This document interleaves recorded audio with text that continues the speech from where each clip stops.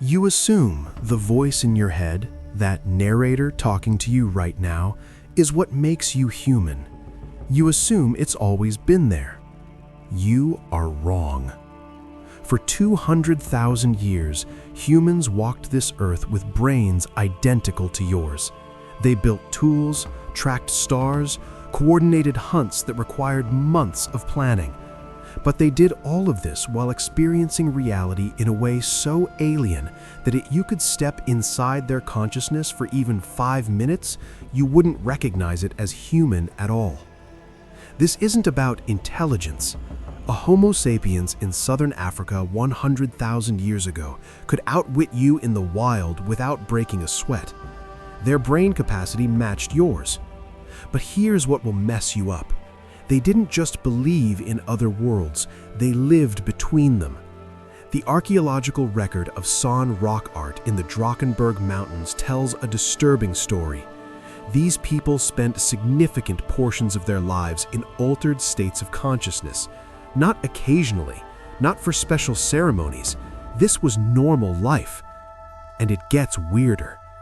That constant stream of thoughts you hear, that inner monologue narrating your every move, it's not a fundamental feature of being human.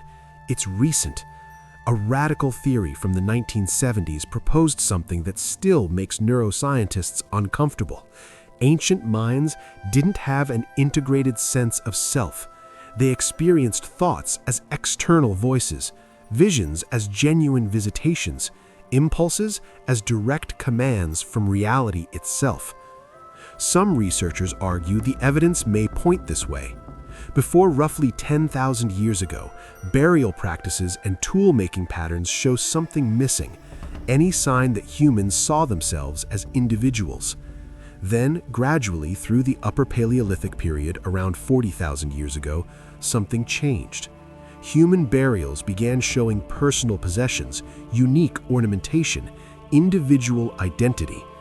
Not because humans got smarter, because they started experiencing themselves as separate individuals rather than extensions of their tribe. That boundary you take for granted, the wall between you and everyone else, it wasn't always there. Your brain didn't evolve into a new form. The hardware is identical, but the operating system, the way that brain constructs your sense of reality, your experience of being a self, has been completely rewritten by culture, language, and civilization. The question isn't whether early humans were intelligent, it's whether they were conscious in the way you understand consciousness at all. And if their minds were that different, what exactly was different?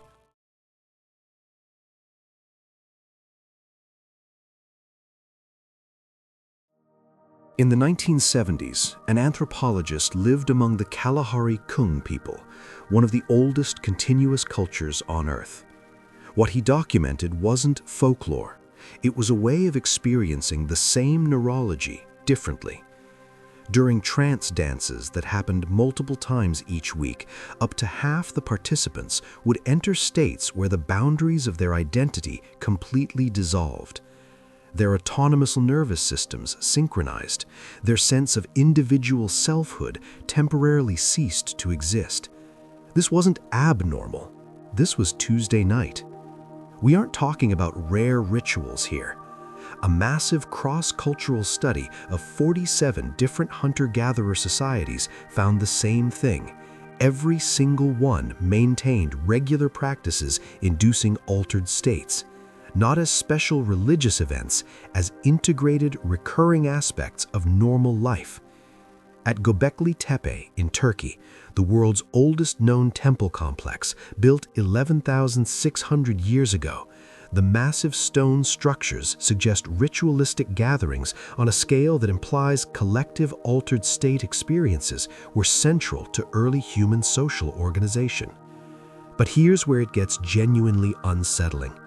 In traditional societies around the world, what we would clinically classify as hallucinations, voices, visions, entities, were considered normal perception, not pathology, not rare shamanic gifts, normal. Recent fieldwork in Ghana confirmed that people in these cultures don't believe in spirits the way you believe in abstract concepts.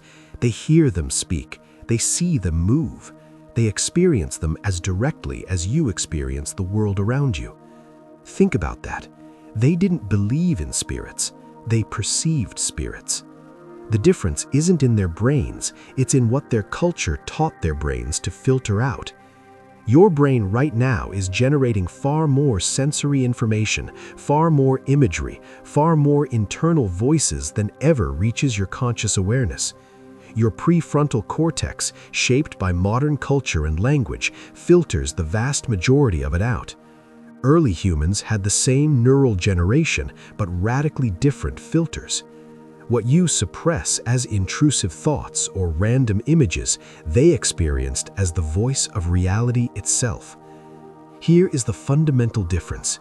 We train our children that their thoughts are private and internal.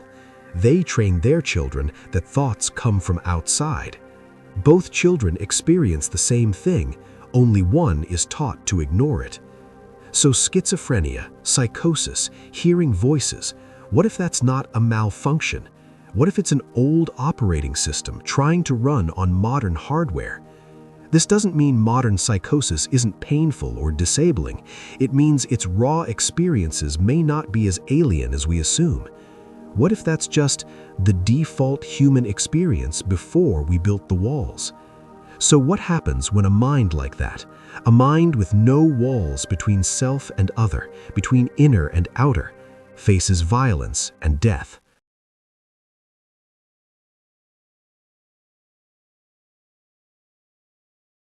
Between 1994 and 1996, archaeologists at Gran Dolina Cave in Spain uncovered 800,000-year-old bones that made the team go silent. The bones showed unmistakable signs of systematic butchering, identical to how these people processed deer. But these weren't deer, they were children. 6 individuals between ages 2 and 18, defleshed with stone tools, their long bones cracked open for marrow, their skulls smashed to access the brain. The precision was clinical, the processing was efficient. There was no violence in it, only method. This wasn't savagery, it was something far more disturbing: normalcy. A comprehensive study of 109 societies found that in cultures without our modern ego boundaries, cannibalism wasn't transgressive, it was transformative. The Fore people of Papua New Guinea consumed deceased relatives not from hunger, but from connection, keeping the person present by incorporating their physical essence.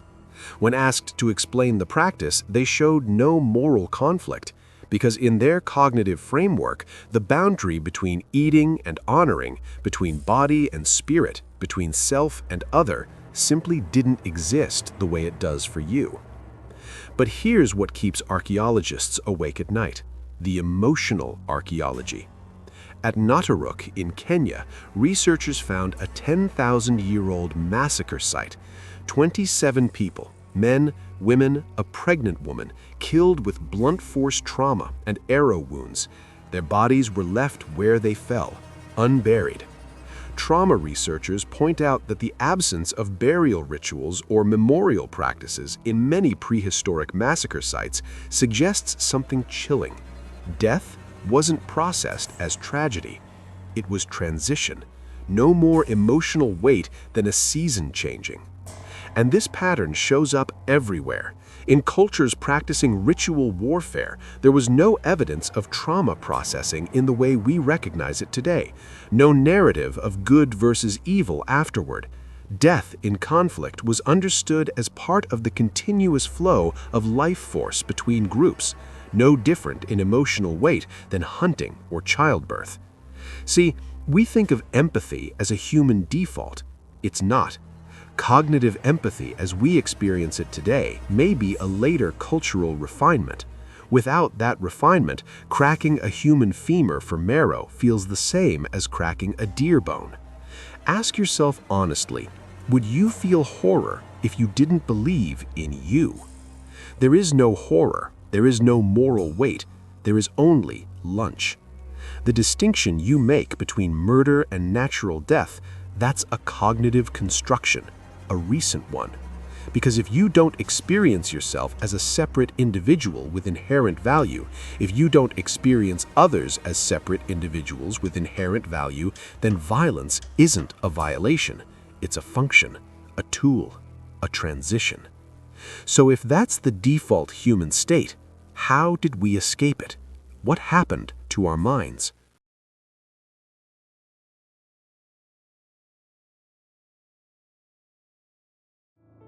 Deep in the Amazon, there is a tribe called the Piraha, and they broke linguistics. Their language has no past tense, no future tense, no creation myths, no concept of abstract time. And here's what matters.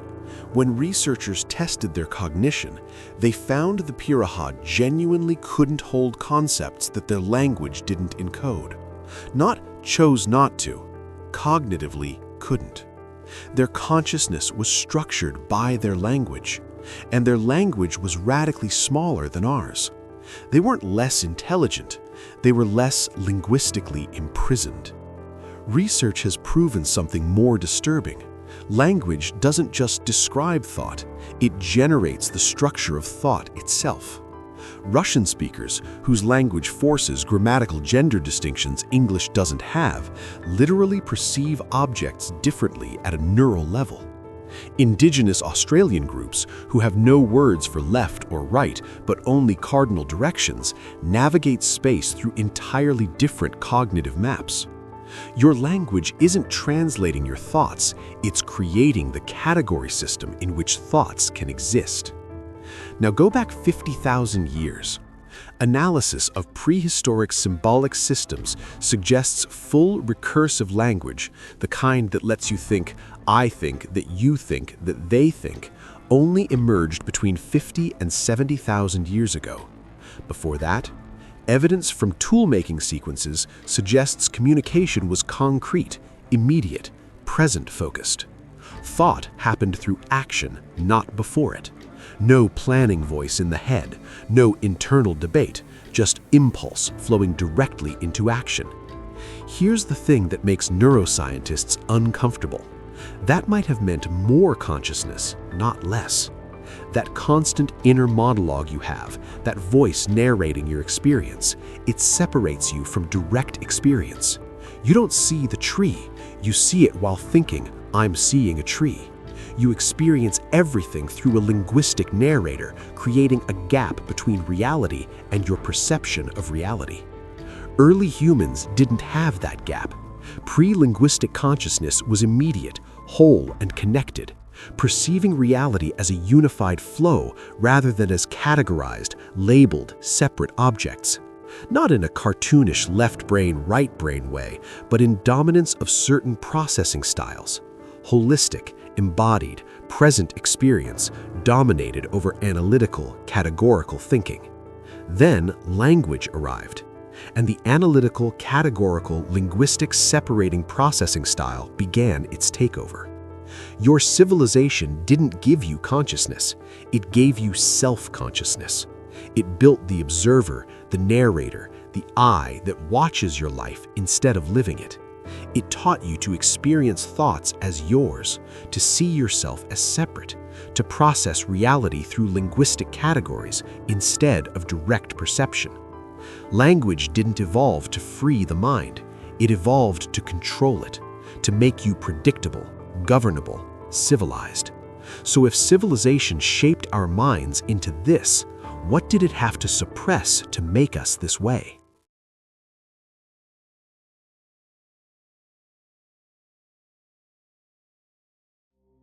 That ancient mind never left. And the evidence isn't in caves or bones. It's in you, right now, waiting.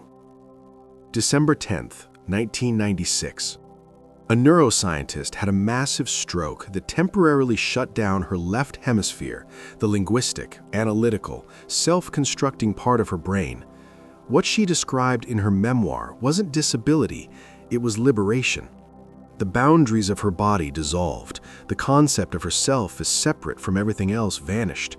She experienced reality as early humans may have, immediate, boundless, utterly without the prison of self-narrative. When her left hemisphere came back online, she said it felt like being dragged back into a small, dark room. That room is civilization, and you've been locked in it your entire life. But the lock isn't secure. Research into collective rituals found that in every era, humans compulsively recreate conditions that temporarily dissolve ego boundaries. Religious ecstasy, war frenzy, concert crowds, protest movements, even sports riots. Work on mob psychology showed how quickly civilized individuals revert to primal group consciousness when social structures weaken. The 1960s counterculture didn't invent ego death through psychedelics. They rediscovered the baseline human state that civilization had spent 10,000 years teaching us to suppress. Decades of therapeutic work with altered states found the same pattern. When the linguistic mind quiets, people don't descend into chaos. They return to something ancient, pre-individual, and disturbingly coherent. Combat veterans describe it. Extreme athletes in flow states access it. Psychotic breaks sometimes reveal it. The experience of being a separate self, making conscious choices, authoring your own thoughts, that disappears. And beneath it is the older mind, the one that experiences reality without walls. Here's the cold truth. Civilization needed to suppress that consciousness because it's incompatible with complex societies. You can't have agriculture without delayed gratification, which requires linguistic future thinking. You can't have laws without individual moral responsibility, which requires experiencing yourself as a separate agent. You can't have economic systems without abstract symbolic thought, which requires language to override immediate perception. Civilization didn't emerge because humans evolved. It emerged because humans learned to override their natural consciousness and replace it with something controllable. This doesn't make civilization evil, it makes it a trade-off. Early humans weren't monsters. They were unfiltered. They experienced reality directly, without the linguistic cage, without the illusion of a separate self, without the moral categories civilization built to keep that older mind buried. That ancient mind, it didn't vanish. We just built a wall over it and called it the self. But walls crumble. A high fever, a stroke, a moment of extreme trauma, and the narrator shuts up. The I disappears, and you fall back into that old, infinite, terrifying silence. We spent 10,000 years building a cage for our own consciousness, but the animal is still inside, and it is waiting for the lock to break. And if you want to keep exploring the truths civilization doesn't want you to remember, subscribe to Dark Dimensions X and hit that bell. The cage is cracking.